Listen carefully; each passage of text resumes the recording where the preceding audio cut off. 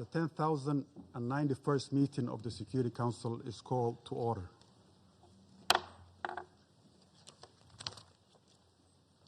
The provisional agenda for this meeting is the situation in the Middle East.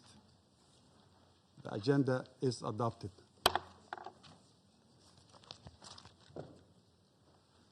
In accordance with Rule 37 of the Council's Provisional Rules of Procedure, I invite the representative of the Islamic Republic of Iran to participate in this meeting.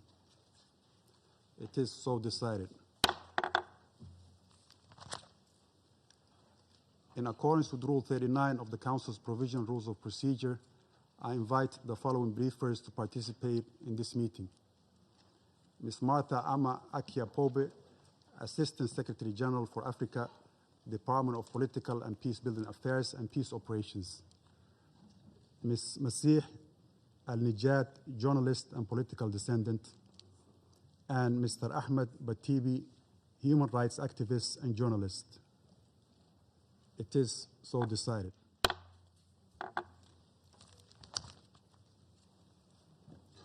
The Security Council will now begin its consideration of item 2 of the agenda.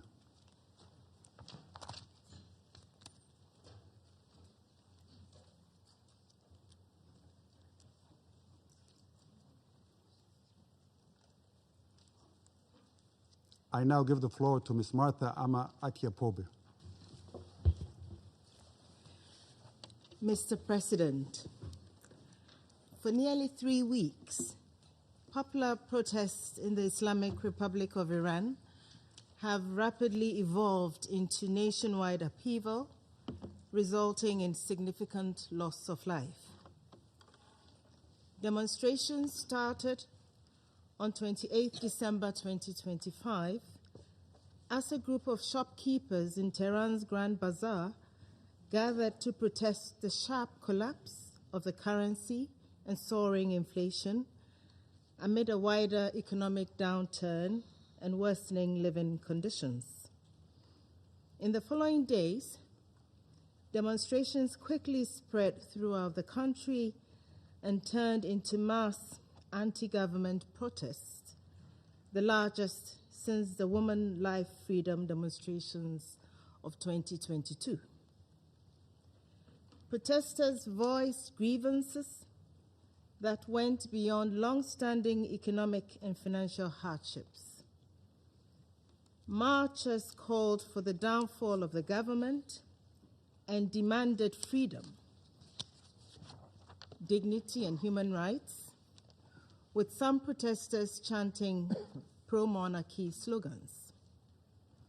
The protests were initially peaceful, with scattered clashes between protesters and security forces, according to reports by the media, observations of our United Nations colleagues in the country, and accounts by the government of Iran. However, on the evening of 8th January, protests spread throughout Tehran and major cities. In response, the Iranian authorities imposed a near-total communications blackout, which remains largely in place today. The authorities also ordered university dormitories to be evacuated, erected concrete barriers around city centers, and reportedly used excessive force against protesters. According to media and human rights groups, security forces reportedly killed hundreds or possibly thousands of protesters and bystanders between 8th and 10th January. The United Nations is unable to verify these figures. The government of Iran has stated that it was compelled to act after what it deemed organized terrorists and rioters infiltrated the protests and opened fire on both security forces and demonstrators, aiming to provoke foreign military intervention. It has also blamed these elements for the killing of hundreds of civilians and members of the security forces. Mr. President, The Secretary General has expressed deep concern over the reported excessive use of force in Iran and stressed the urgent need to prevent further casualties. The Secretary General underscored that all Iranians must be able to express their grievances peacefully and without fear. He stressed that the rights to freedom of expression, association, and peaceful assembly enshrined in international law must be fully respected and protected. He further urged steps to restore access to information, including lifting the communications blackout. Human rights monitors report mass arrests in Iran in connection with the current wave of protests, with estimates exceeding 18,000 detainees as of mid-January 2026, although the UN cannot verify these figures. We call on the authorities to respect due process and fair trial rights for all detainees. All must be treated humanely and allowed access and visits by their families. In particular, we call on Iran to halt any executions linked to protest-related cases. All deaths should be promptly, independently, and transparently investigated. Those responsible for any violations must be held to account in line with international norms and standards. Mr. President, the situation in Iran is fluid and deeply concerning. Protests continue, albeit reportedly at a smaller scale than last week. In this context, we note with alarm various public statements suggesting possible military strikes on Iran. This external dimension adds volatility to an already combustible situation. All efforts must be undertaken to prevent any further deterioration. The Secretary General remains convinced that all concerns regarding Iran, including those related to the nuclear issue and ongoing protests, are best addressed through diplomacy and dialogue. He urges maximum restraint at this sensitive moment and calls on all actors to refrain from any actions that could lead to further loss of life or ignite a wider regional escalation. Mr. President, the Secretary General reaffirms the principles of the Charter, including the obligation of member states to settle disputes by peaceful means and the prohibition of the threat or use of force in international relations. These principles are not abstract ideals. They are the bedrock of international peace and security. They remain as relevant today as they were when the United Nations was founded. Thank you. I thank Ms. Pope for the briefing. I now give the floor to Ms. Masih Ali-Najat.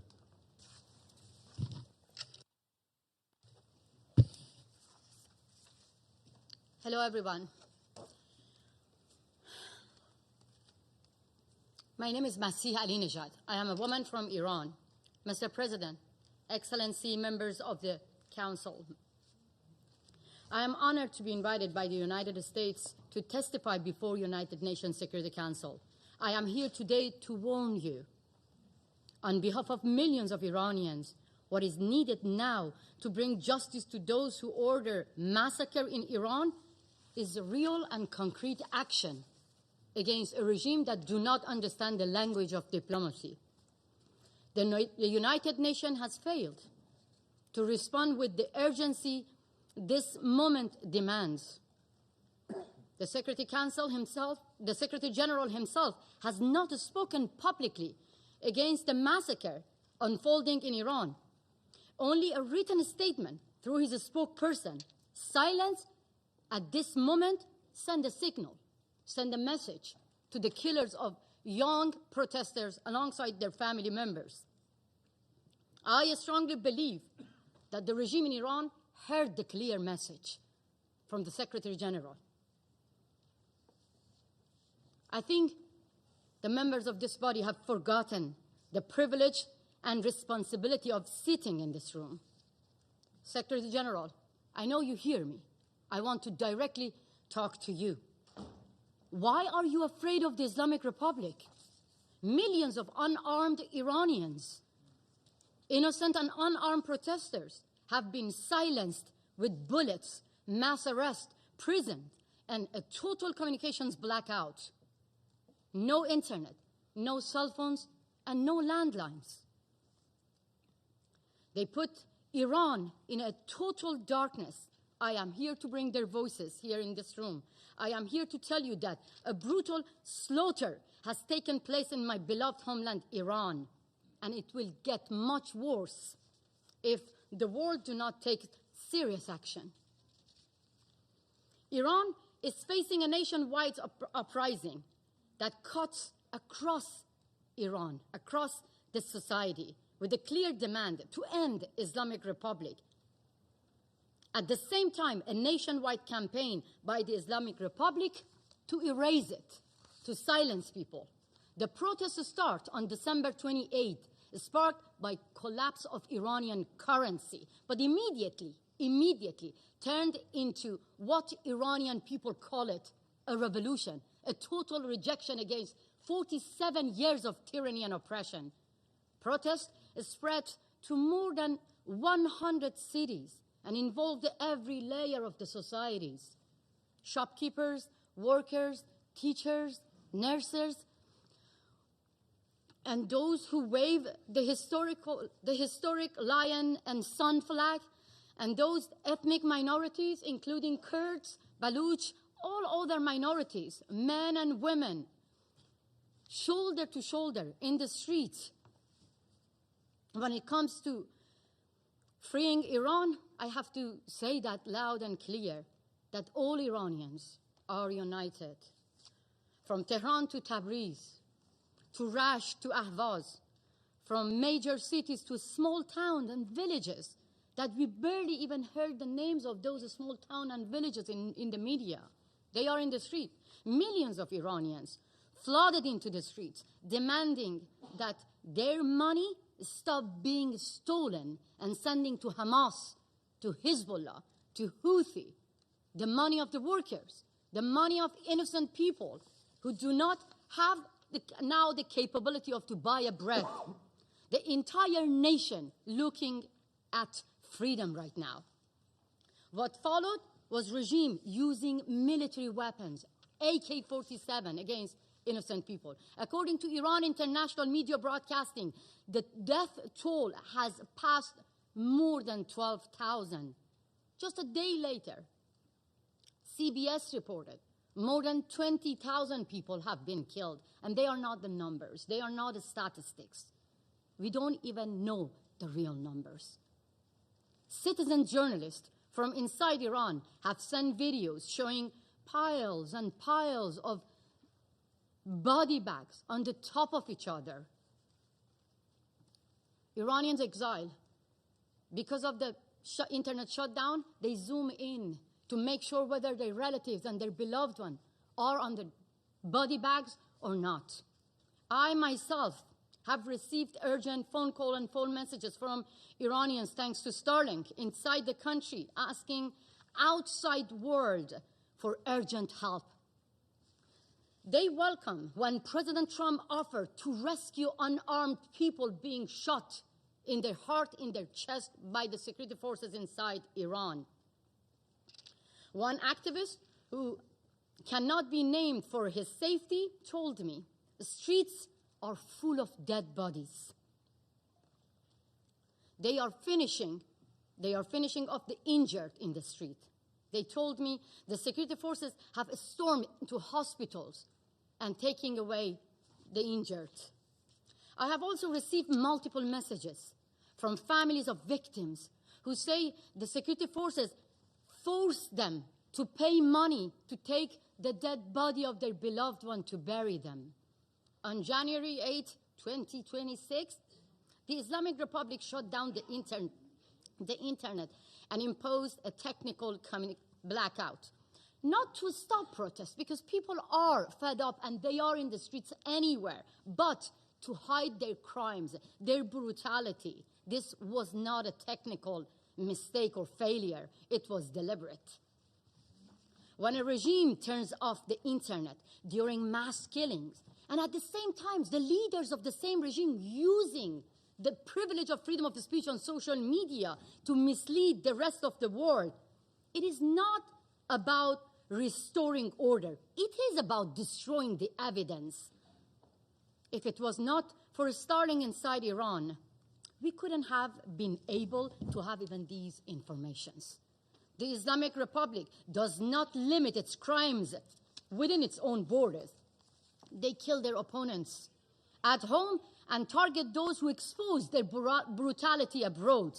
Here, even here, on US soil, and every corner of the world, in Europe, in Canada, in Australia, everywhere. And they are not alone. This is called transnational repression, and the Chinese government helping them, Venezuelan dictators are helping them, Russian mobsters being hired by the Islamic Republic to target their dissidents and opponents beyond their own borders. I now address the representative of the Islamic Republic directly. You have tried to kill me 3 times. I have seen my would-be assassin with my own eyes in front of my garden in my home in Brooklyn. In United States of America, in the courthouse, I have seen my would-be assassin confessing that they have been hired by the Revolutionary Guards to end my life. My crime? Simply echoing the voice of innocent people that you killed them. Your leader, Ali Khamenei, he ordered my killing. He said that American agent who compared compulsory hijab to the Berlin Wall must be killed. I am that woman, and I am not the agent of America. I have agency, but I am thankful to American government and the law enforcement to protect my life. And if it was not the protection of the law enforcement, I couldn't have been here to testify for millions of people who are facing the same killers, facing the same terrorist regime in my country. Yes, protection matters.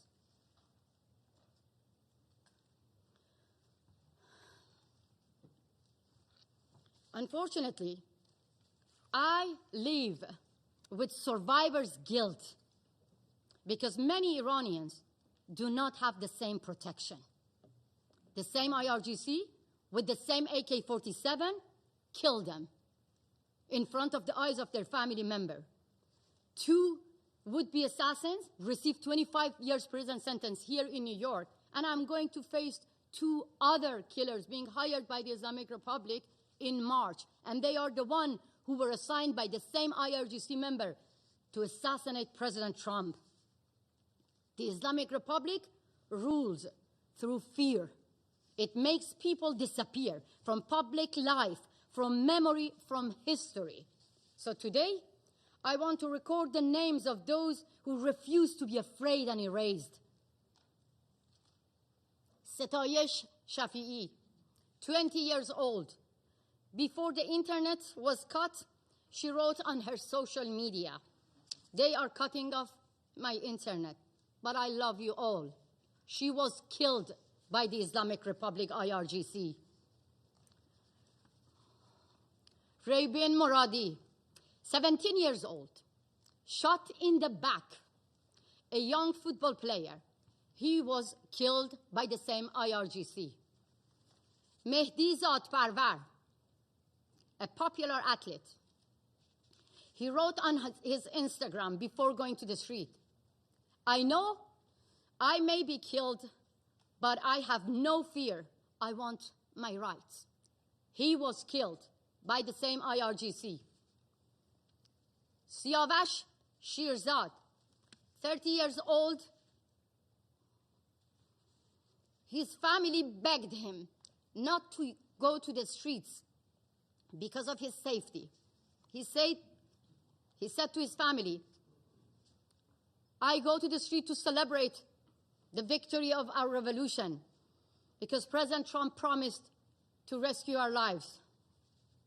He was killed by the same Revolutionary Guards. Negin Qadimi, 20 years old, she died in her father's arms after being shot by the Revolutionary Guards member.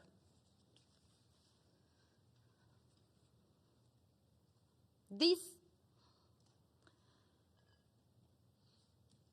feel guilty that I don't name the rest. The list of names goes on and on.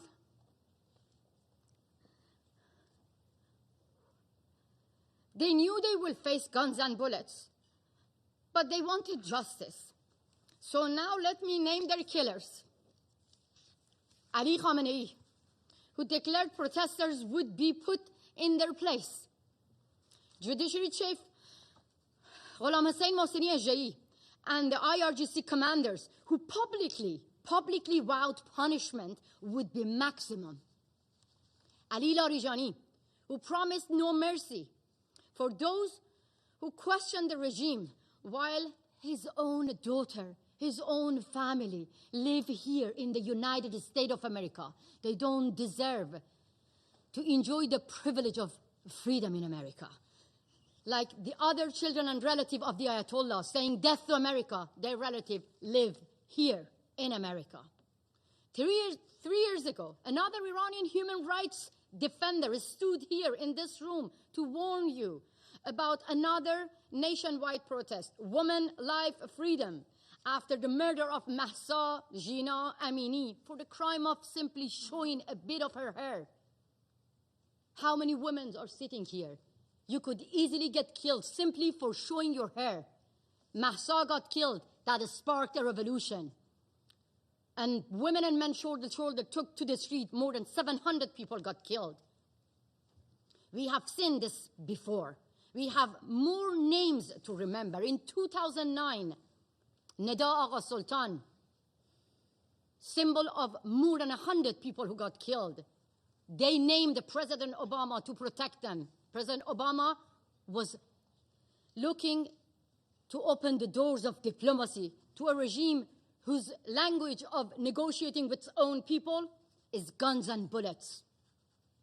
We've seen this in 2019 with Pouya Bakhtiari, who was killed in front of the eyes of his mother, Nahid Shirpishe. At the same time, President Biden was trying to keep the doors of diplomacy open, handing out billions of dollars to the regime that forced the family members to give money to the regime to take the dead body of their beloved one back. Faced with the regime using military weapons against civilians, the Iranian people are asking the world to help through actions, not back-to-back meetings and empty condemnation. We don't need empty words. People of Iran are asking the Islamic Republic, are telling you the Islamic Republic no longer can be reformed, and asking you that the Islamic Republic no longer be treated as a legitimate government. Today, the number of those killed is much higher than I told you. This regime, again and again, cannot be reformed. Let me be very clear. The Islamic Republic behave like ISIS, and the Islamic Republic must be treated like ISIS. This is how you can save lives. Thank you so much. I thank Ms. Al-Najjad for the briefing. I now give the floor to Mr. Ahmed Batili.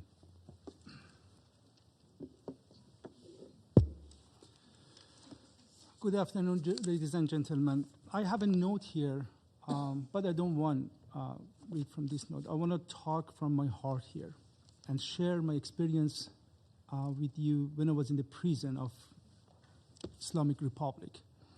My name is Ahmed Batibi, Iranian-American journalist and human rights activist. A few years ago, when I was a student, the Iranian regime arrested me and sent me to jail for attending a demonstration, exactly that thing we see in the street right now in Iran. And they said that demonstration against the government, Islamic regime in Iran, is fighting with the government, and we are representative of the God, of Allah on the earth. And when you fight with our regime, it means you fight with God. And based of the Islamic rule, Sharia, your punishment is death. They gave me capital punishment. They sent me jail. They kept me 2 years in solitary confinement. They tortured me, many torture, including fake execution. They killed other people and kept me there. I watched them, how they die to torture me. For 3 times they did that. They cut my body and put salt on my body. I can show you, if you do not believe me, I can show you my body right now to see the sign of these cuts. They torture mentally and physically for many reasons. One of the demand they had was bring me front of the camera of state TV to tell to people I'm a spy of United States. They torture me. I go and say, I got money from the United States, Mossad, Israel, CIA, to run demonstration against the government. I never did that, but they torture me to do that. Exactly same situation we have in Iran right now. If you see the state TV, you see many innocent people. They came in the street, just chant their rights, and the Iranian regime put them in front of the camera, and they say that, yes, we are agent of this Mossad. And right now I'm here. After 1 decade of the prison, I had this chance to escape from the prison. And this country, the United States of America, opened the door in front of me. I come here. I'm safe here.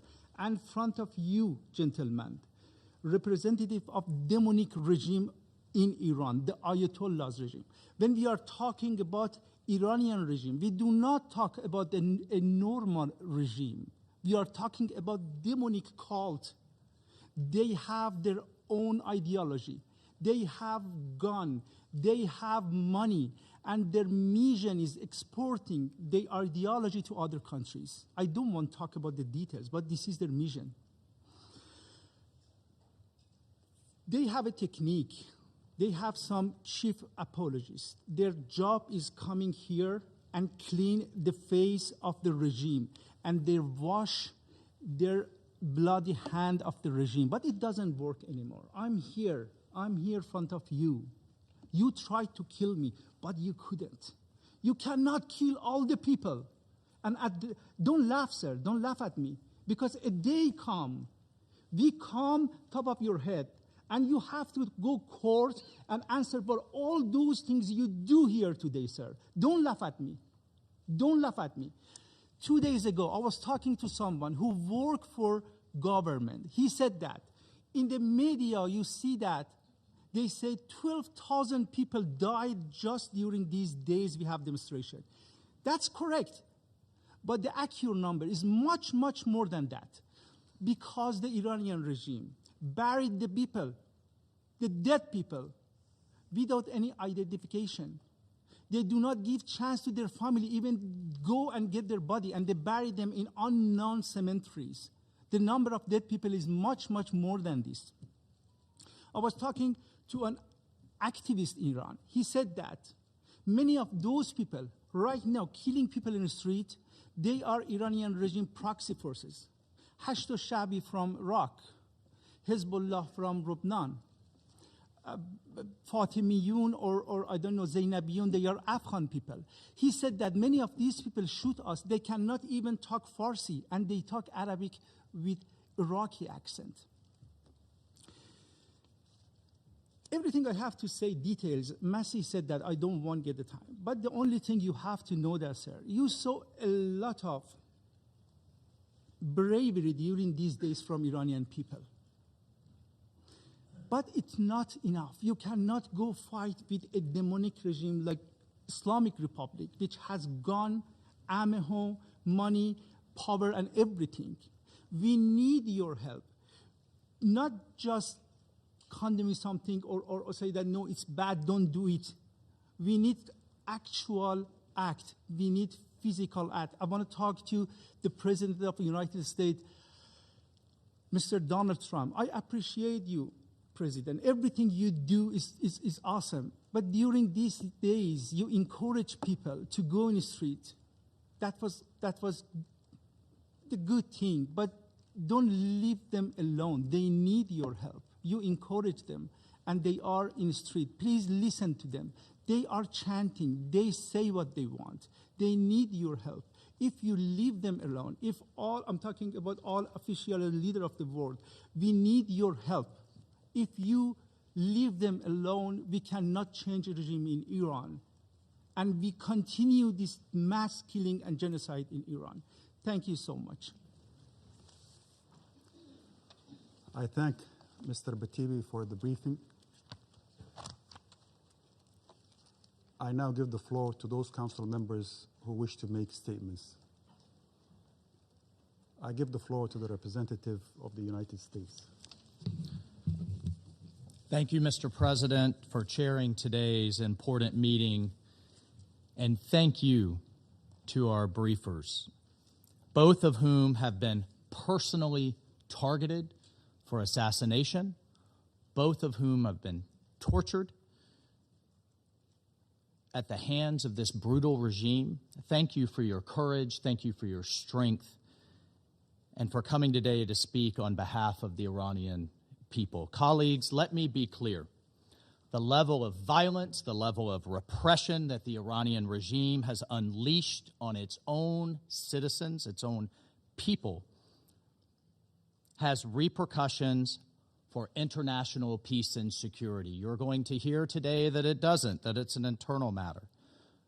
Absolutely wrong and false. This demands this council's attention. The people of Iran are demanding their freedom like never before in the Islamic Republic's brutal history. Unarmed, peaceful people who love their country are taking to the streets in pursuit of their legitimate aspirations for a better future. Well, this is our message. President Donald J. Trump and the United States of America stands by the brave people of Iran, period.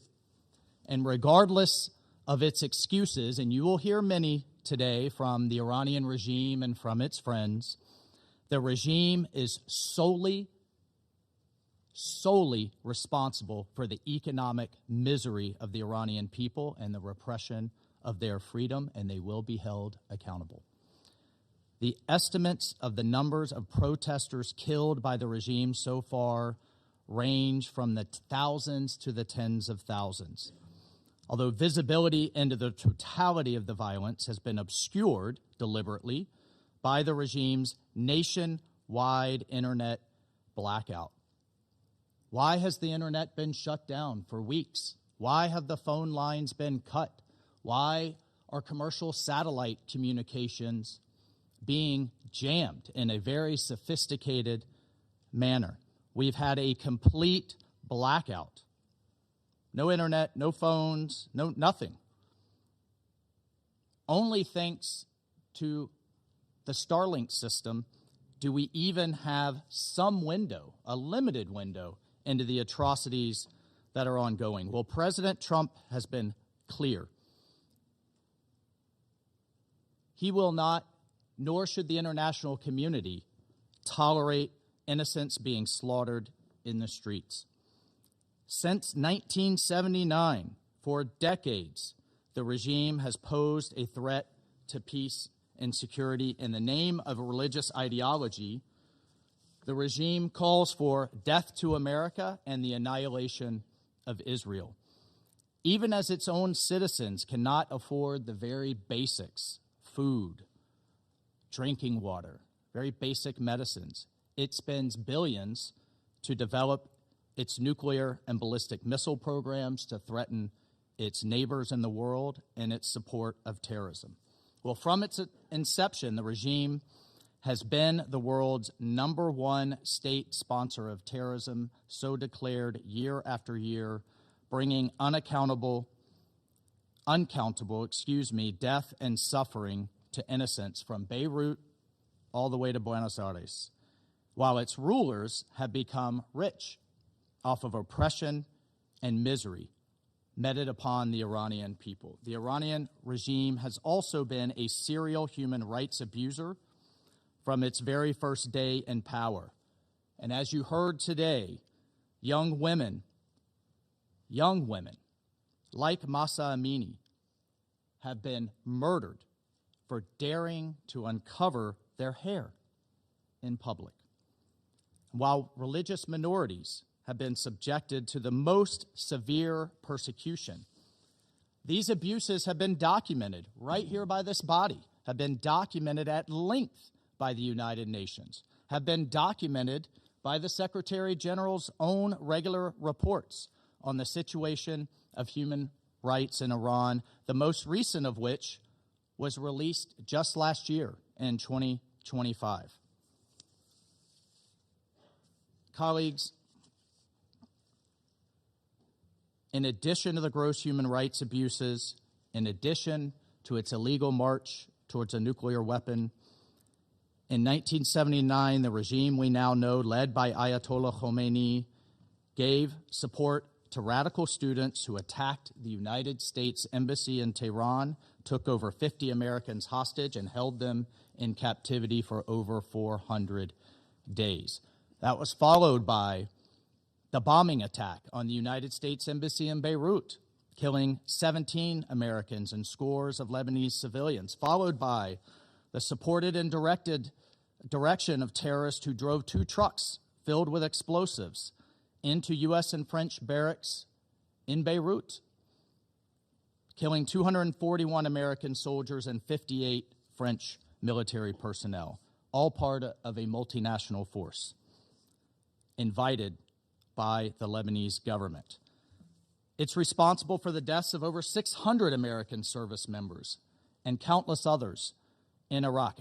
Bottom line is Iran's partners and proxies with Iranian weaponry, documented by the United Nations Yemen panel of experts, have repeatedly attacked our partners in the Gulf and attempted to damage global energy infrastructure.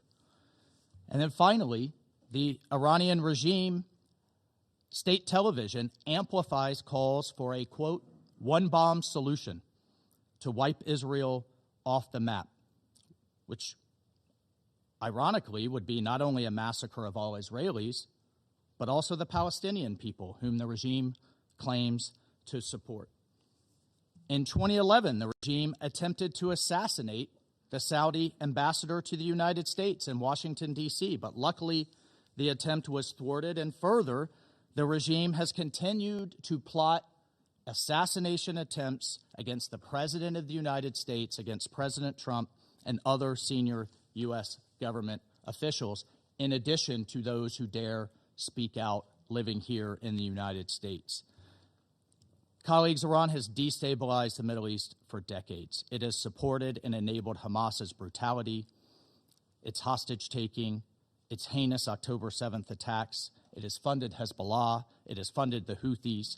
Iranian-aligned militia groups in Iraq, including Kataib Hezbollah, have attacked the United States and the region again and again.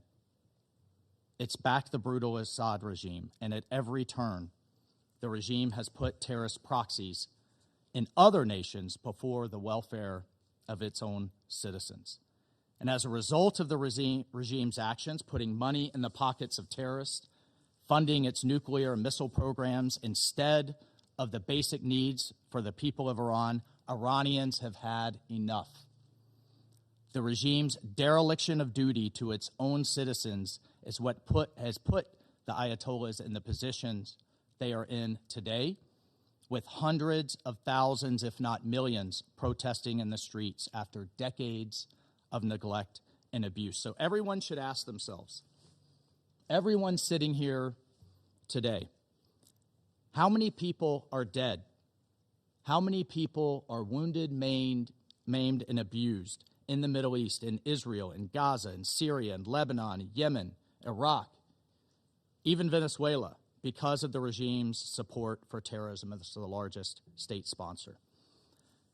And I would like to address the allegation put forward by the regime that these inspired protests are somehow a foreign plot to give a precursor to military action. Everyone in the world needs to know that the regime is weaker than ever before and therefore is putting forward this lie because of the power of the Iranian people in the streets.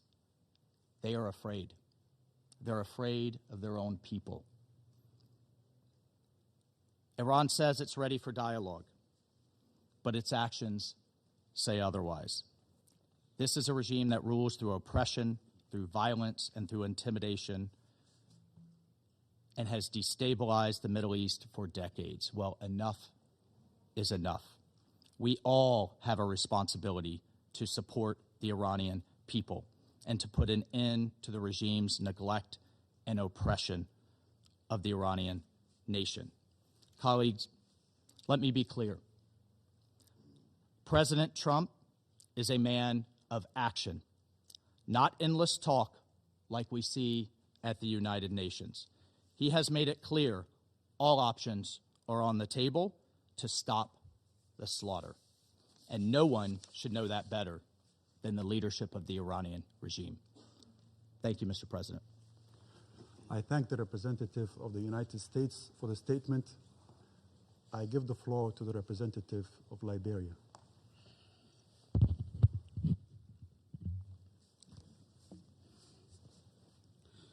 Thank you, Mr. President. I have the honor to deliver this statement on behalf of the A3 members, namely the Democratic Republic of the Congo, Somalia, and my own country, Liberia. The A3 thanks Assistant Secretary General for her comprehensive briefing, and we listened carefully to the remarks offered by civil society representatives. We welcome the representative of the Islamic Republic of Iran to this meeting. Mr. President, we underscore the importance of respecting human rights, fundamental freedoms, and the legitimate aspirations of peaceful demonstrators, and call upon all parties to exercise maximum restraint and protect civilians. The A3 notes reports of ongoing protests and demonstrations across numerous cities and provinces involving a broad cross-section of the Iranian population, including youth, women, workers, and members of minority communities. The A3 is concerned by reports that the reaction to the protests and demonstrations has led to a significant number of deaths, arrests, and destruction of properties. Reports of the use of excessive force, including live ammunition and raids on hospitals, are alarming and unacceptable. We note the letter of the Iranian government circulated as a document of the Council, as well as the underlying socio-economic drivers of these protests, which include deteriorating economic and social conditions. The A3 recognizes that each country bears primary responsibility for addressing its internal issues through its own constitutional processes, other legal frameworks, and national institutions. However, we underscore the primacy of the Charter of the United Nations and relevant international obligations, and emphasize that the protection of civilians must remain paramount under all circumstances. The A3 believes that dialogue, inclusivity, and genuine engagement are essential tools for addressing tensions and grievances in a peaceful and sustainable manner in every society. Therefore, we encourage all actors in Iran to exercise maximum restraint and to seek peaceful, constructive, and inclusive dialogue with full respect for the rule of law, the rights of citizens, and the protection of civilians. Mr. President, the A3 emphasizes the necessity to respect the sovereignty and territorial integrity of Iran and feels compelled to remind leaders of their obligations to their citizens, including the right to live in peace, security, and express themselves within the boundaries of the law. Separately but connected, the A3 takes note of the broader regional and international context in which these events are unfolding, including their intersection with long-standing issues related to the nuclear file and regional security dynamics, which underscores the risk of broader repercussions, a point made by the Assistant Secretary General. And so in this regard, the A3 reaffirms the central role of the global non-proliferation regime, including the Treaty on the Non-Proliferation of Nuclear Weapons. Transparency and sustained diplomatic engagement remain essential to building trust and reducing the risk of miscalculation. We encourage all concerned parties to refrain from rhetoric or actions that could escalate tensions and instead prioritize dialogue and confidence-building measures that support regional and international stability. To conclude, Mr. President, the A3 reiterates that all parties should exercise restraint and responsibility, uphold international law, and avoid any action that could escalate tension and threaten regional stability. The A3 stands ready to support all efforts geared toward accountability, including within this Council, and in cooperation with regional partners, intend to facilitate a peaceful, inclusive, and lasting resolution in the Islamic Republic of Iran. And we thank you. I thank the representative of Liberia for the statement. I give the floor to the representative of the Russian Federation. Господин председатель, Mr. President, Since the end of December, the whole world has been watching as the United States continues to escalate tensions, fuel hysteria around Iran, declaring that help is already on the way.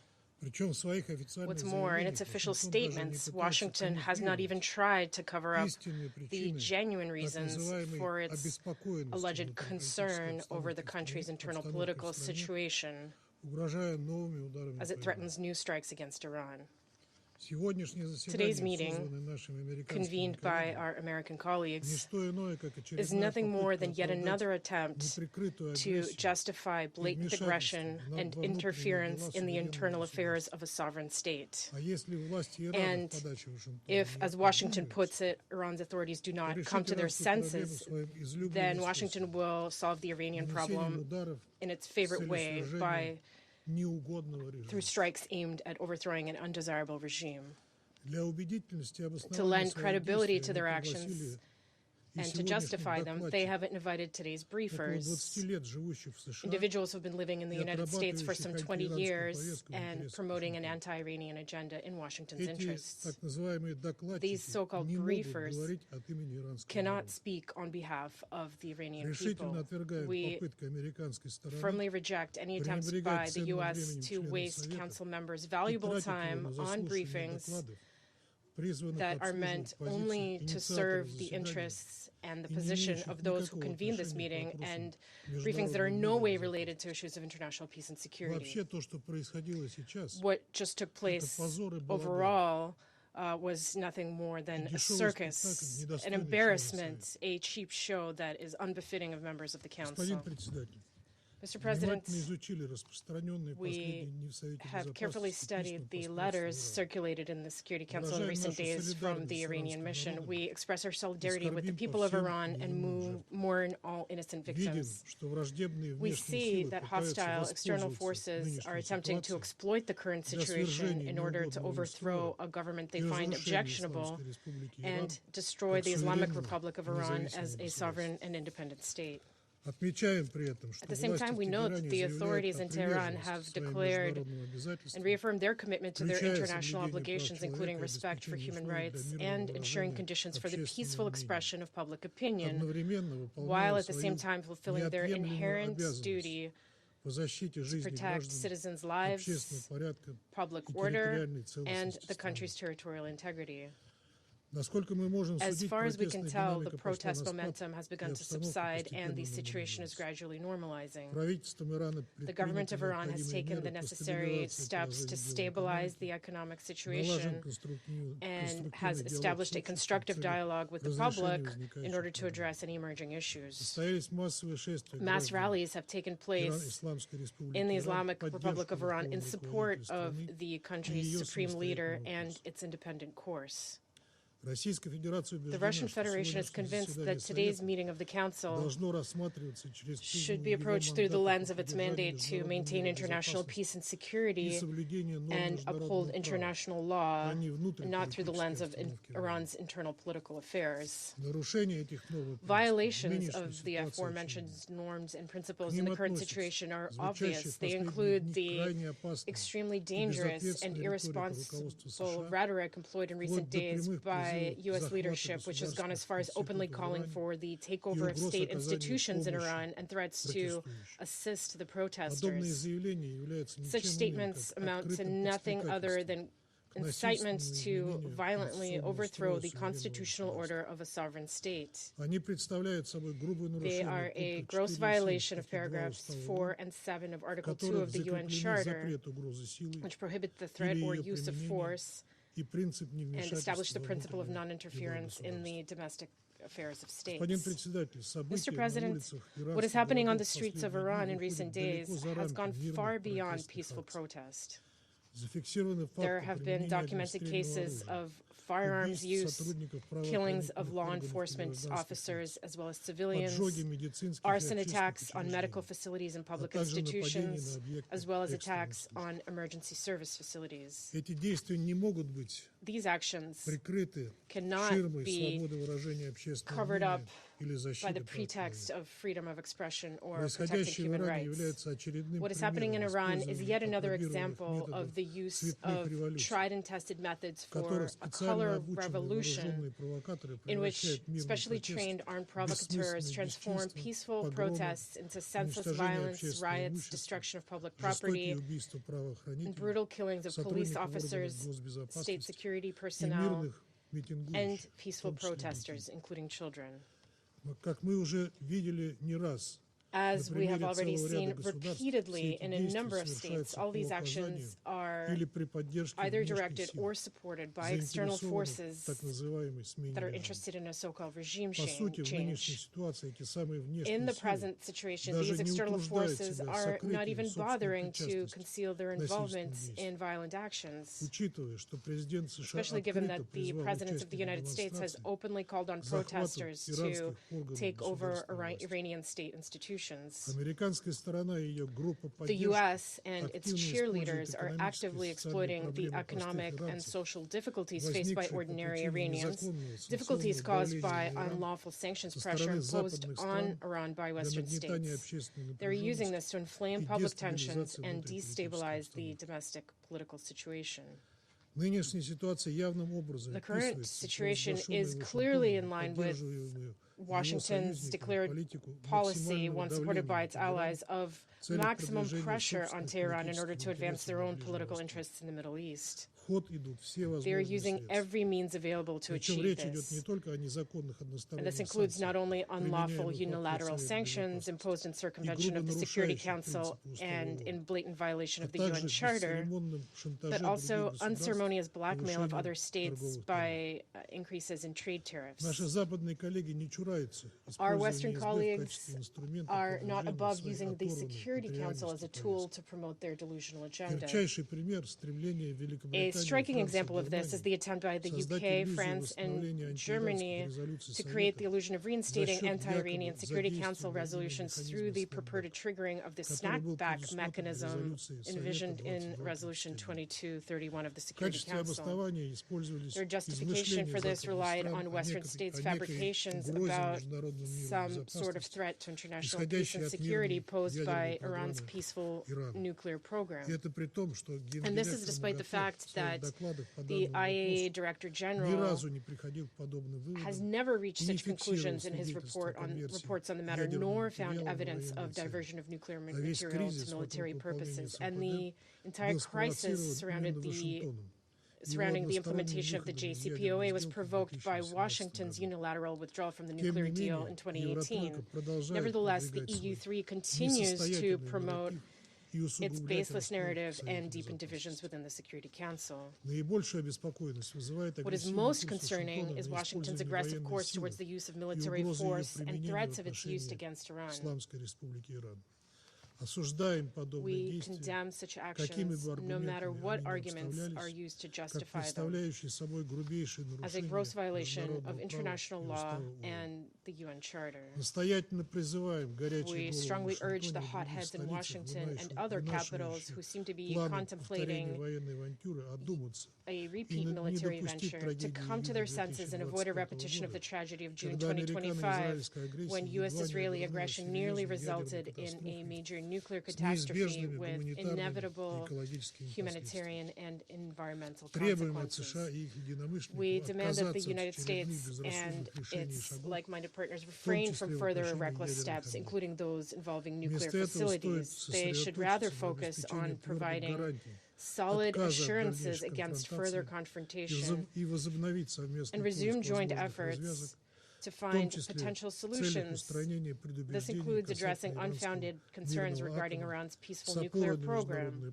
All of this should be done on the basis of international law and seeking a balance of all stakeholders' interests. Our country stands ready to assist this in every possible way. Mr. President, the Russian Federation decisively condemns all forms of external interference, incitement to violence, and threats of use of force against the friendly nation of Iran. We call on the conveners of today's meeting to stop making themselves out to be a global judge and put an end to their escalatory actions. Your actions risk plunging the region into even bloodier chaos that could easily spill beyond its borders. And a separate appeal to our colleagues on the Council and all UN member states. We call on them to prevent a new large-scale escalation and ensure that the Security Council is not used to justify unlawful regime change scenarios or to name and shame the legitimate authorities of a sovereign state. Thank you. I thank the representative of the Russian Federation for the statement. I give the floor to the representative of Greece.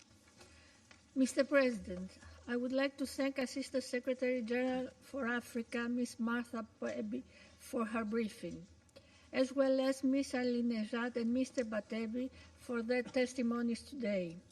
Mr. President, Greece is following developments in Iran with deep concern. The continued escalation of violence and the use of force against protesters, the loss of human life, among them children, and the widespread arrest are utterly condemnable. Fundamental rights, including the inherent right to life, the freedom of expression, and the freedom of assembly, are universal rights and must be fully respected by all without discrimination or exception. Any form of violent repression is unacceptable, and this all the more true when it results in the loss of life. Violence of this kind must be absolutely condemned. The use of force against individuals exercising fundamental rights can never be justified and must always be unequivocally rejected. The death penalty imposed merely as a result of them exercising a fundamental right constitutes an affront to justice. Such unjust actions gravely undermine respect for human dignity and fundamental rights. It is very important that no sentences be carried out against those demonstrating in favor of freedom. Mr. President, colleagues, at the same time, Greece recalls that full respect for international law and for the Charter of the United Nations remains paramount. Current developments on the ground, no matter how dire, should not lead to a further escalation. No matter how difficult, dialogue remains the only viable path forward for the rights and the prosperity of the Iranian people. Greece firmly believes that this is the only way to address legitimate social grievances, prevent further violence, and avert the risk of a wider regional conflagration. In closing, Mr. President, Greece reiterates its belief in the need of de-escalation, dialogue, and the peaceful resolution of the current crisis, in full conformity with the Charter of the United Nations and international law. I thank you. I thank the representative of Greece for the statement. I give the floor to the representative of Panama. Gracias, presidente. Thank you, President. Expresamos nuestro agradecimiento To a la thank subsecretaria general adjunta the para África ASG for del Africa Departamento de Asuntos from the Políticos Department of y de Political and Peace Consolidación de Building la Paz, Affairs Marta and Pobe, Peace Operations, Ms. por Marta su detallada Pobe, presentación. for her detailed Y al señor Ahmad presentation. Batebi We y also la thank señora Mr. Ahmad Masi Batebi Alinejad and Ms. por Masi sus Alinejad respectivas for their presentaciones. briefings. De igual manera, reconocemos Moreover, al we representante de la recognize the República representative of the Islámica Islamic de Irán y su Republic delegación. of Iran and their La delegation. República de Panamá The Republic of Panama expresa su expresses profunda its grave preocupación concern ante los at the acontecimientos de events that protestas are populares and the people's que se vienen protests that desarrollando en la have been República unfolding Islámica in the de Islamic Irán, Republic of Iran. en los cuales These se events evidencia el lay descontento bare the generalizado widespread de la población discontent civil. of the civilian population. Originalmente, las protestas se manifestaron en forma pacífica, Protests were originally aunque peaceful, eventualmente despite the han fact sido that reprimidos con violencia. ultimately they were repressed Dichos with hechos violence. han sido These objeto de una events respuesta have been met with a desproporcionada disproportionate por parte de las response from autoridades the iraníes Iranian que authorities. tienden a The amedrentar authorities la are expresión de la looking ciudadanía. at stifling citizens' freedom Debido of a expression cortes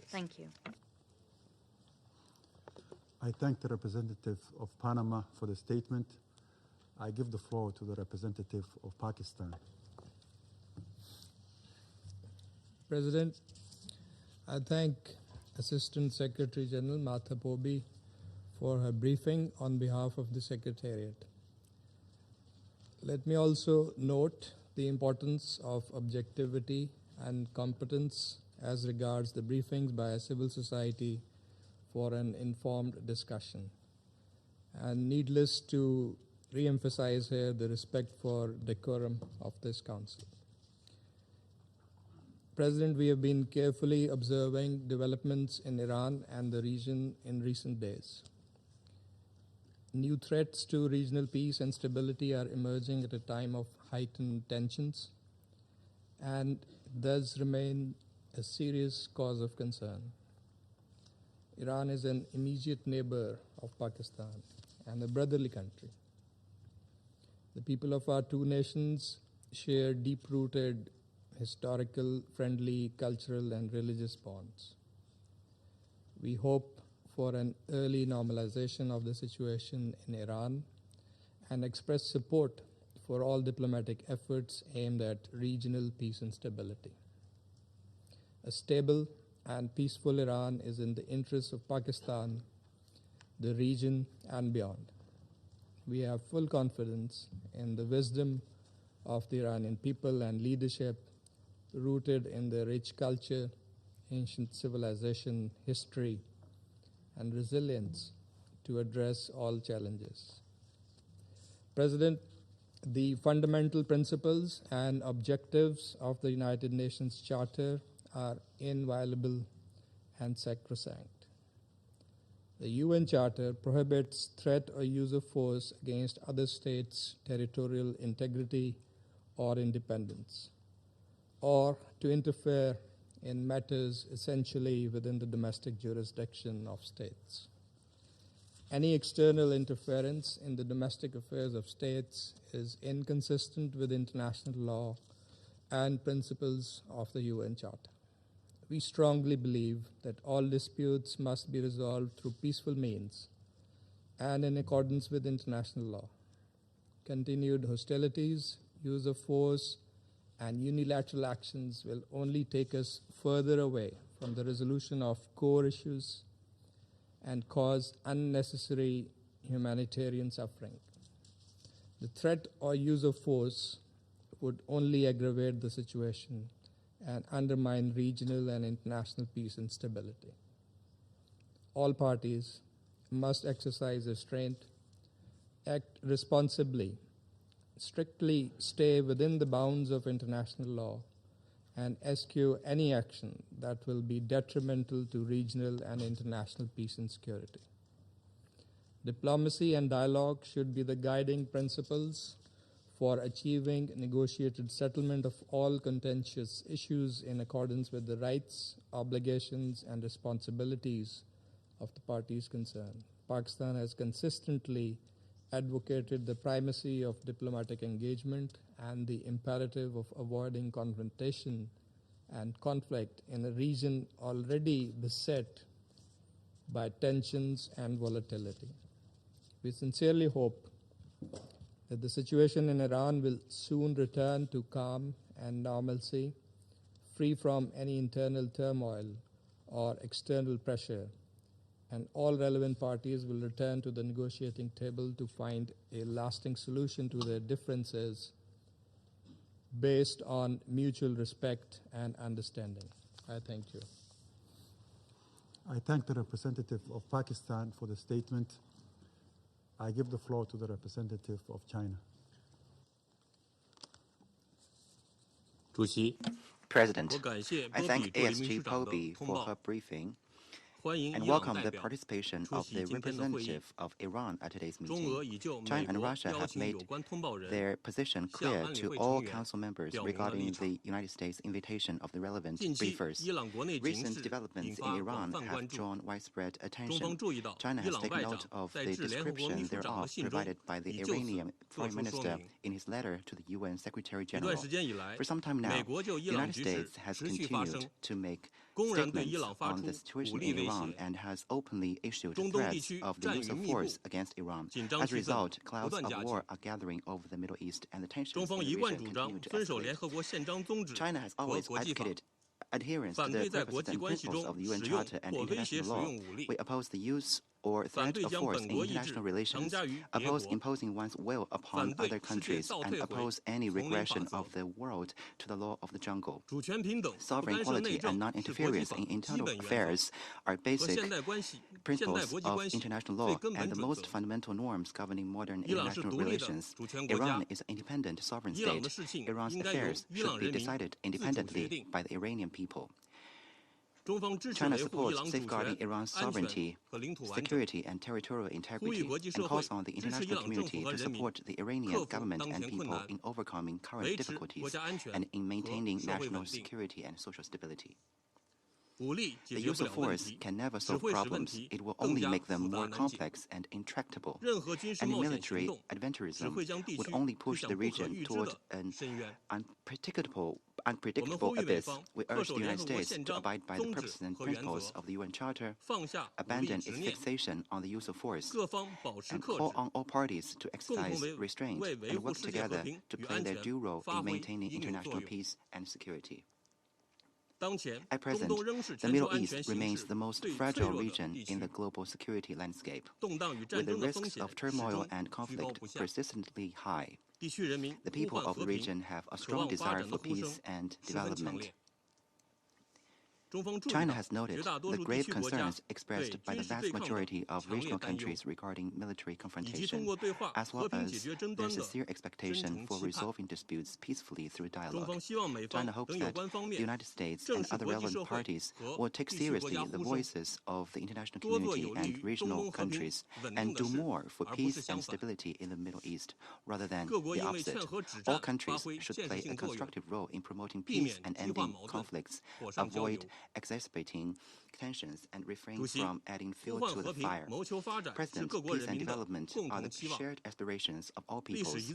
History has repeatedly proven that an obsession with force, relentless pressure, and wanton interference only generate more conflict and hatred. No country has the power to dictate the future of another, and no action that defies international law can be tolerated. We call on the international community to stand on the right side of history and on the side of fairness and justice, and work tirelessly for peace and stability in the Middle East and peace and tranquility in the world. Thank you, President. I thank the representative of China for the statement. I give the floor to the representative of Bahrain. شكرا السيد الرئيس. Thank you, President. The Kingdom of Bahrain is closely following developments in the Islamic Republic of Iran.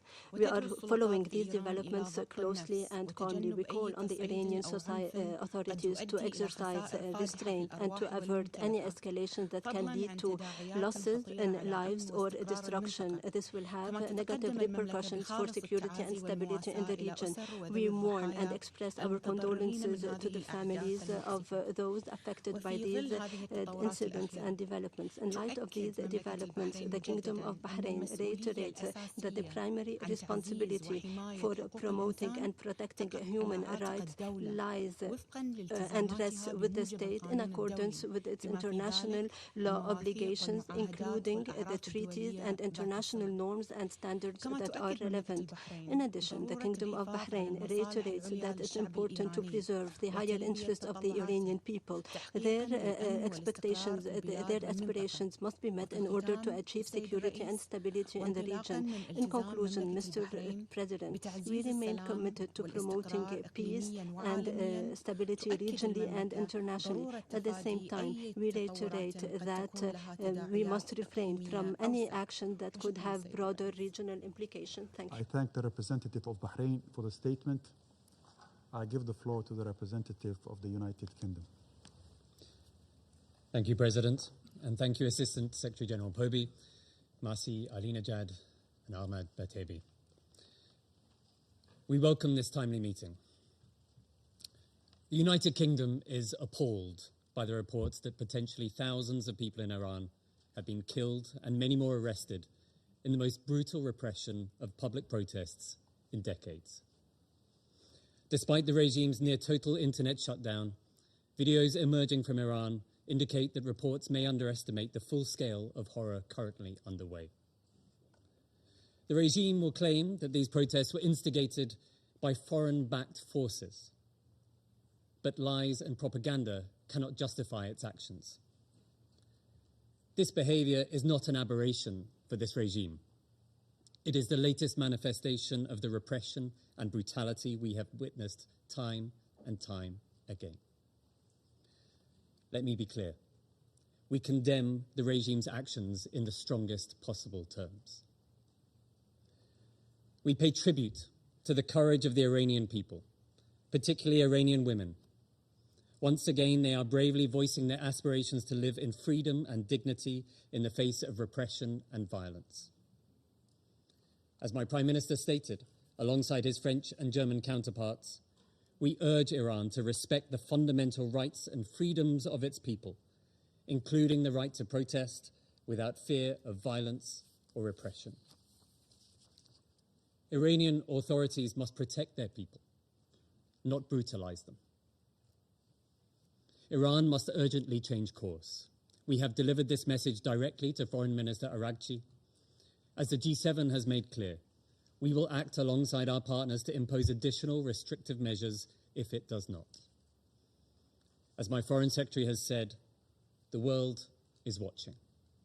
The United Kingdom will continue to confront the regime's misinformation, call out its repression, and support regional peace and security. Thank you. I thank the representative of the United Kingdom for the statement. I give the floor to the representative of Denmark. Thank you, Mr. President. And thank you to the Somali presidency for acting swiftly to convene this meeting. The gravity of the situation in Iran warrants this timely discussion. I'd also like to thank Assistant Secretary General Pobi for her briefing and the civil society briefers, Mrs. Aline Majad and Mr. Batebi, for sharing their insights and personal experiences. Mr. President, once again, the Iranian people have taken to the streets to bravely voice their demands for a better life, a life in freedom, dignity, and prosperity. And once again, they have been met with sheer brutality and ferocious violence. We are deeply concerned by the reports of several thousand protesters killed by the Iranian security forces. And as we've heard from Assistant Secretary General Pobi, more than 18,000 arrested. Iran's brutal crackdown on the protesters is unacceptable. We strongly condemn these killings, as well as the use of violence, arbitrary detention, and intimidation tactics by the security forces against the protesters. These actions must stop. All Iranians must be able to express their grievances peacefully and without fear. We urge the Iranian authorities to exercise maximum restraint from unnecessary and disproportionate use of force.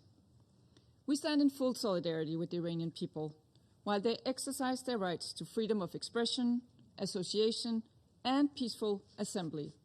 We call on Iran to comply with its obligations under international human rights law and to ensure unhindered access to information and communication, including access to the internet, for all Iranians. Mr. President, loud and clear, again and again, we hear the Iranians lift their voices for a better life, for their lives, for their rights to be respected. For too long, the leaders in Tehran have not heeded this call. The time has now come for the government of Iran to finally listen, to respond to the will of its people through peaceful means. We urge them to start today. I thank you. I thank the representative of Denmark for the statement. I give the floor to the representative of Colombia.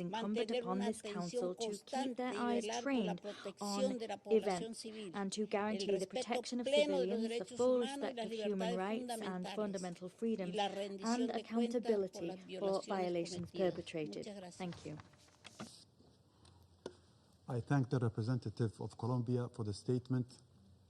I give the floor to the representative of Latvia. Thank you, President. Let me thank Assistant Secretary General Pobe for today's briefing. And I would like to thank Ms. Alinejad and Mr. Batebi for sharing their very personal and courageous testimonies. The Islamic Republic of Iran has once again launched a war against its own people. It is killing innocent Iranians. As we sit here today, hundreds of thousands of brave Iranians, exhausted by repression and economic deprivation, are standing for their freedom. On the streets across the country, they demand basic rights and human dignity. And these demands are met with brutality, violence, and censorship by the regime. The failing Iranian regime is trying to hide its crimes behind the total telecom and internet blackout, but it is not possible to hide the truth. Iran's state forces are killing protesters by the thousands. They are arresting and torturing Iranians to suppress and intimidate their own citizens. Latvia stands in solidarity with the people of Iran, claiming their legitimate rights to live their lives and decide their future freely. And we demand the Iranian authorities to immediately stop the killings, and all detained protesters must be released. All unjustifiable court sentences and threats of execution must be ceased. For decades, the Iranian regime has been playing a destabilizing role across the Middle East and beyond. It continues to pursue its illegal nuclear program. It has persistently avoided re-establishing credible, verifiable cooperation with the IAEA. The regime has supported, financed, and armed various proxy forces and terrorist groups, including Hamas, Hezbollah, Houthis. This has gravely undermined regional security and prosperity. The continued material support of the Iranian regime to Russia's war of aggression against Ukraine is despicable. Iranian weapons and technology are used to destroy also Ukrainian cities and commit atrocities against the Ukrainian people. Because Iran has chosen to supply and support the aggressors, while its own people have been driven to despair. Mr. President, for far too long, the Iranian regime has posed an unacceptable threat to global peace and security, and we condemn in the strongest possible terms the brutal actions of the regime and reiterate our support to the brave Iranian people. And I thank you. I thank the representative of Latvia for the statement. I now give the floor to the representative of France. Merci, Monsieur le Président. Thank you, Mr. President. Je remercie Madame la Sous-Secrétaire Générale, Madam Assistant Secretary General Martha Povey, as well as Ms. Nasih Alinejad and Mr. Ahmad Batebi for their briefings. We meet today to discuss the situation in Iran, and the briefings we have just heard have portrayed the extreme gravity of what is happening right before our eyes. Since December 28th, unthinkable state violence has been unleashed against protesters who have mobilized across Iran in order to peacefully express their legitimate aspirations for dignity, freedom, respect for their fundamental rights. The innocent victims of this repression now number in the thousands. Back in 2009, in 2019, and in 2022, the Iranian authorities had already violently suppressed peaceful movements of the Iranian population, movements calling for dignity and rights.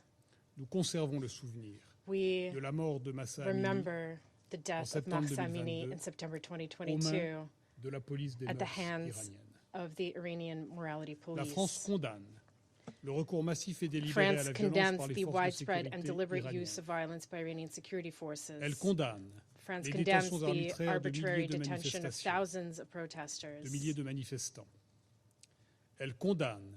It condemns the internet shutdowns across the country that are aimed at silencing reports of the brutality of the repression. France expresses its solidarity with the victims and stands alongside the people of Iran who are peacefully protesting for their rights and their freedom. Nous exhortons les autorités iraniennes à se conformer à leurs obligations internationales et à respecter les droits et libertés fondamentales du peuple iranien, en particulier la liberté d'expression, le droit à l'information, la liberté de réunion pacifique. Le président de la République française, M. Emmanuel Macron, s'est exprimé en ce sens.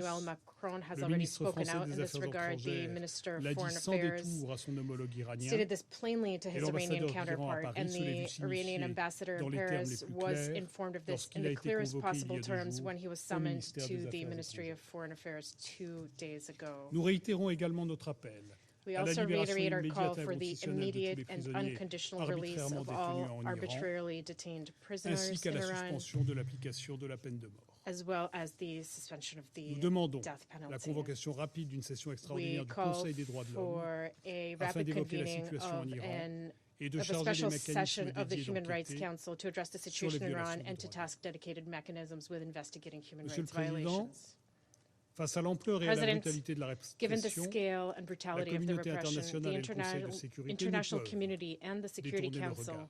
cannot look the other Il way. appartient au peuple iranien It is et à lui seul for the Iranian de people and décider de them son alone destin. to decide their destiny. Mais notre But responsabilité our collective est de collective dénoncer les violences et la responsibility is répression to dont denounce the il est victime violence alors qu'il and exprime ses repressions to which aspirations they're being légitimes. subjected as they express Comme l'a their rappelé le legitimate président de la République, aspirations. As the le respect President des of libertés the French fondamentales Republic recalled, est une respect for exigence fundamental freedoms universelle. is a universal requirement. La dénégation brutale de cette The exigence par brutal les autorités denial of this iraniennes requirement by the Iranian constitue tout authorities ensemble une constitutes violation des both a responsabilités de violation l'État à l'égard de of sa the population responsibilities of the state et towards un its facteur population supplémentaire de menace and à an la paix additional et à la factor sécurité threatening internationale. regional international La peace and vigilance de ce security. Conseil est d'autant plus justifiée que la situation The présente un risque vigilance of this d'escalade council is all the more très préoccupant. justified given that the situation Que carries l'Iran, a nous le very savons, worrying continue risk par of ailleurs de mettre en escalation. péril la Iran, as we sécurité know, régionale continues to endanger par le regional soutien qu'il security apporte aux through groupes the armés non support it étatiques provides qui lui to sont affiliés non-state armed groups et qu'il affiliated with continue it. de défier le It régime continues to international defy the international de non-proliferation non-prolifération en regime poursuivant un by programme balistique pursuing menaçant a threatening ballistic ainsi missile qu'un programme program as nucléaire well as a nuclear program dont les finalités pacifiques whose ne peaceful peuvent pas nature être démontrées the par l'Agence International internationale Atomic de Energy l'énergie Agency has atomique. not been able to verify. Monsieur le Président, Mr. President, avec ses partenaires européens et du with G7, its European la and France est G7 prête partners, France à stands imposer des ready mesures to restrictives impose supplémentaires additional restrictive à l'encontre measures des individus et on entités individuals and impliqués entities dans la répression involved des in manifestations the en Iran. repression of protests La in France Iran. appelle ce Conseil à ne pas France détourner les yeux de ce calls qui se passe on en the Iran. Council to not turn Elle its appelle eyes tous ses away membres from what à is happening in enjoindre les Iran. autorités It calls on all its iraniennes members de to répondre aux urge Iranian aspirations authorities légitimes to de leur respond to the population legitimate aspirations et de of their mettre un terme à la population violence et à la répression and put an sanglante end to the exercée contre violence les and bloody manifestants. repression directed against the vous remercie. protesters. Thank you very much. I thank the representative of France for the statement. I now give the floor to the representative of Islamic Republic of Iran.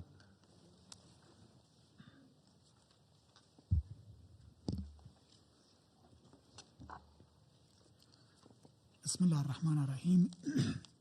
In the name of God, the Compassionate, the Merciful. Mr. President, let me state from the outset our firm objection to the participation of the so-called representatives of civil society. I must be absolutely clear. Both briefers imposed by the representative of the United States regime under this false label do not represent Iran's civil society. They represent the political agenda of the United States and Israeli regimes.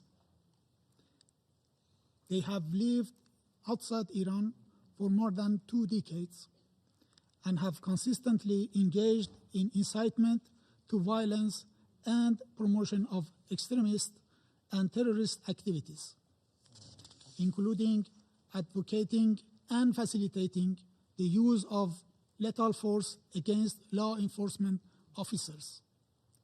Their presence here is therefore neither legitimate nor credible, and it fundamentally undermines the integrity of this discussion. It is shameful that the United States regime transferred this esteemed body to a scene for theater and show, for baseless accusation and statement. This is in line with the United States regime in dismantling and disgracing the United Nations system. If you want to look for a case, the killing of innocent lady in Minnesota last week and nationwide crackdown can be brought here with the testimony and with the briefers. And please teach them the meaning of briefing. The briefing is different from the personal statement and accusation. Please do not sell them to the world as representatives of Iran's civil society. Their acts and statements regarding Iran are far from civil, and they have long divorced from Iran's society. They amplify the Israeli-American foreign agenda. They are both on Mossad's payroll in accordance with undeniable evidence. We have taken note of the briefing provided by ASG. Regrettably, her briefing was one-sided and not grounded in factual evidence. Mr. President, I wish to extend my deepest condolences and sympathy with a heavy and grieving heart to the brave people of my country and to the families of many victims. In recent weeks, Iran has lost numerous innocent civilians and devoted members of its security and law enforcement forces.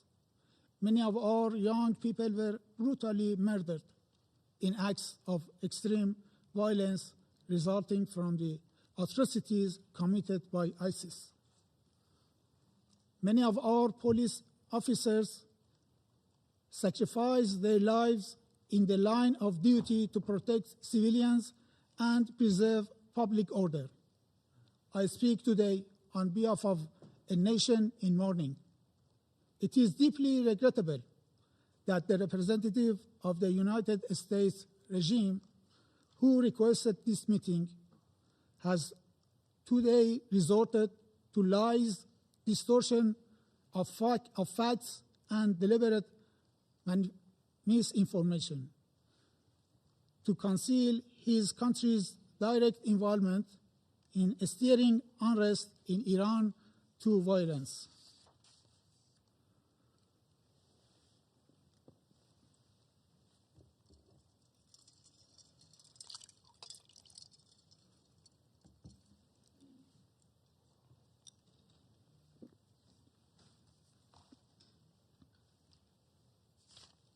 In fact, the United States request for this meeting is shameful. To conceal their direct complicity in the crime their mercenaries have committed against our nations from 8 to 10 January. As part of Israel's malicious attempt to drag America into another war of aggression against Iran. Under the hollow pretext of concern for the Iranian people and claims of support for human rights, the United States regime is attempting to portray itself as a friend of the Iranian people, while simultaneously laying the groundwork for political destabilization and military intervention under a so-called humanitarian narrative. These claims are particularly cynical when viewed against the United States regime long and well-documented record of unlawful military interventions, regime change operations, and systematic violations of international law and the Charter of the United Nations. Across the world, These policies have led to mass civilian casualties, the collapse of states, prolonged humanitarian disasters, and the emergence and empowerment of extremist and terrorist groups. This is not a matter of opinion. It is a matter of historical record and fact. The Iranian people, for decades, have experienced the true meaning of the so-called support. The United States pattern of coercion and interference under the deceptive pretext is clear, from the orchestration of the 1956 coup against the democratically elected government of Dr. Mossadegh to its extensive political, military, and intelligence backing of Saddam's regime war of aggression against Iran. From the downing of Iran Air Flight 655 in 1988, killing 290 innocent civilians, to its complicity in assassinations, sabotage, and attacks against Iranian civilian and infrastructure, including the war of aggression carried out in June 2025, and from decades of unlawful unilateral sanctions to systematic economic coercion. These measures have gravely violated the Iranian people's fundamental rights, including their inherent rights of life, health, and development. Unfortunately, several Western members of this Council, including France and United Kingdom regimes, have once again adopted their familiar double standards while claiming to champion human rights and to support the Iranian people. They have, alongside the United States regime, imposed some of the most and unlawful sanctions in modern history. Sanctions that have inflicted widespread sanctions in modern history. Sanctions that have inflicted widespread suffering on civilians. At the same time, they have failed to condemn, let alone sanction, the Israeli regime for its acts of genocide and crimes against humanity. Mr. President, between 8 and 10 January 26, the people and government of the Islamic Republic of Iran were confronted with ISIS-style acts of terrorism and extreme violence across the country. Peaceful protests that began on 28 December 2025 with legitimate economic demands were deliberately hijacked by organized armed groups and transformed into violent riots. Documented cases include beheading, people being burned alive, police officers and ordinary citizens beaten to death, widespread use of firearms, and the deliberate torching of ambulances, fire engines, health facilities, residential buildings, and places of worship. These were not isolated incidents. They reflect a clear and systematic pattern of organized violence. A significant number of police officers were killed or severely injured. These heavy casualties demonstrate the extreme brutality of terrorist elements. The situation is, in fact, very simple. The United States regime and its accomplices, particularly the Israeli regime, cannot evade responsibility for the innocent blood that has been shed in my country. Unable to achieve their objectives through the 12-day war of aggression against Iran in June 2025, they have now sought to pursue the same goals through political destabilization, internal unrest, and chaos. This strategy relies on manufacturing casualties, spreading false and inflated figures, and creating a pretext for foreign intervention. It is a familiar script, one that has been used repeatedly from Iraq to Libya and to Venezuela.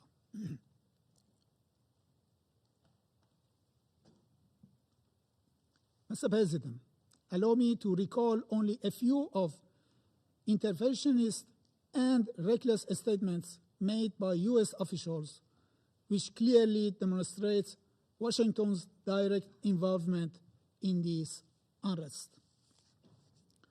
On 29 December 2025, during a joint press conference with the Prime Minister of Israel regime, the President of the United States regime declared, if Iran continues with its missile program, yes, I support a strike. If they continue with their nuclear program, the strike should be immediate. He further threatened, we are going to have to knock them down. We'll knock them down. We'll knock the hell out of them. On 2nd January, former U.S. Secretary of State Mike Pompeo openly acknowledged the presence of Mossad agents among the rioters. I quote the same wording he used in his message in X. Happy New Year to every Iranian in the street, also to every Mossad agent beside them. End of the quote. On 3rd January 2026, the President of the United States regime stated, we are locked and loaded and ready to go. On 10 January 2026, Senator Lindsey Graham publicly incited violence action, stating when President Trump says, make Iran great again, it means protesters in Iran should defeat the Ayatollah. On 12 January, the White House spokesperson confirmed that President Trump would not be hesitant to use military force against Iran. On the same day, Senator Graham declared, I quote, Iran's leadership must be destroyed. This is the best opportunity since 1779 to change the Middle East.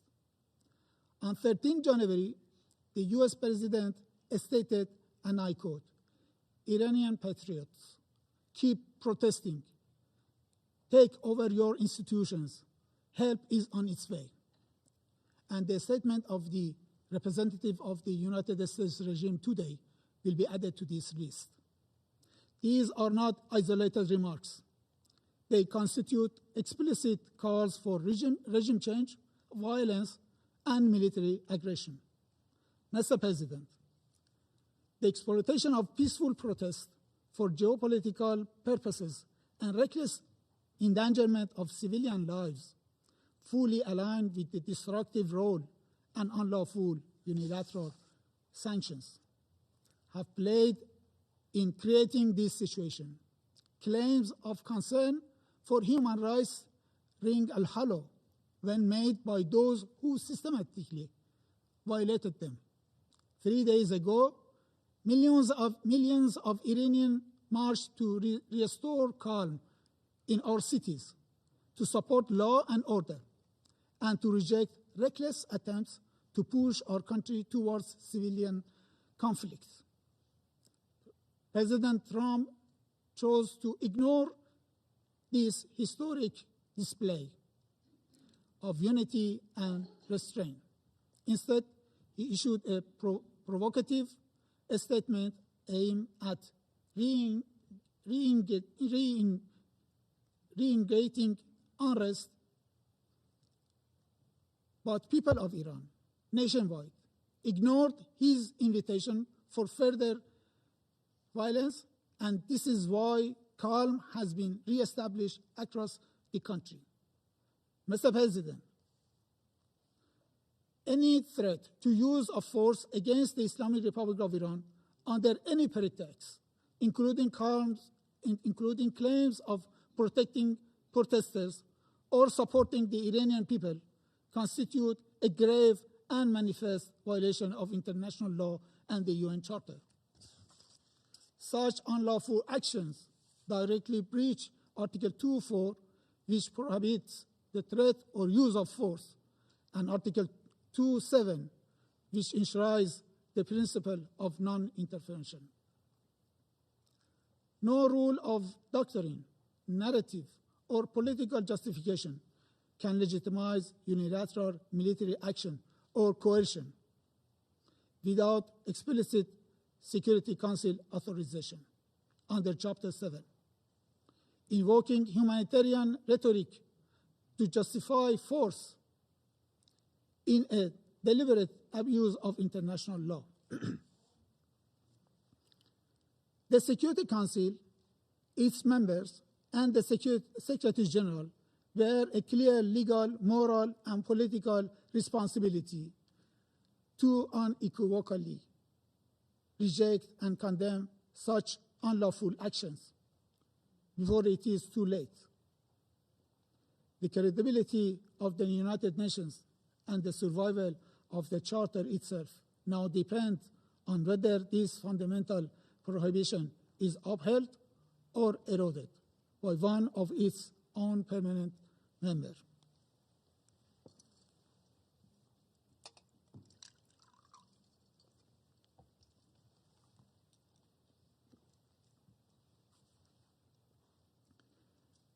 Mr. President, Iran seeks neither escalation nor confrontation. However, any act of aggression, direct or indirect, will be met with a decisive, proportionate, and lawful response under Article 51 of the Charter. This is not a threat. It is a statement of legal reality. Responsibility for all consequences will rest solely with those who initiate such unlawful acts. Mr. President, the government of the Islamic Republic of Iran remains fully committed to its human rights obligations, including the right to peaceful protest. It has exercised maximum restraint while fulfilling its duty to protect its people and preserve public order. However, the incitement to violence, encouragement of internal destabilization, and explicit threat of military action against a sovereign member states constitute a threat to international peace and security within the meaning of Article 39 of the Charter. In conclusion, Mr. President, we categorically reject our politically motivated accusations made today against my government. The facts on the ground contradict the fabricated narratives presented by the United States regime and its allies at this meeting. U.S. fabrications of the senseless killing of protesters neither reflects reality on the ground nor would it whitewash Americans' crimes against the great people of Iran. The allegation that the government of the Islamic of Iran has killed peaceful protesters is quite distortion of the facts on the ground. What the Iranian security forces did confront firmly and responsibly were armed ISIS-style terrorist cells and violent separatist groups funded and armed by a few foreign entities, including the Israeli regime. These groups deliberately targeted civilians and law enforcement officers in an attempt to ignite civil war and create the conditions for foreign intervention.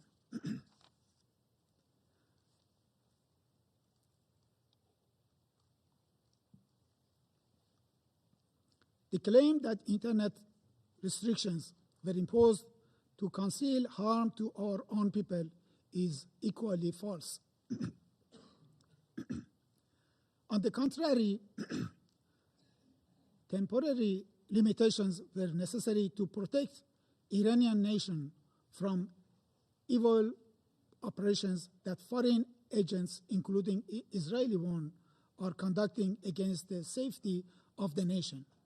It was also absolutely vital to prevent huge cyber attacks against Iran and its infrastructure and to disrupt communications among terrorist networks, coordinating terror operations from within our cities. I thank you, Mr. President. I thank the representative of the Islamic Republic of Iran for the statement. There are no more names inscribed on the list of speakers. The meeting is adjourned.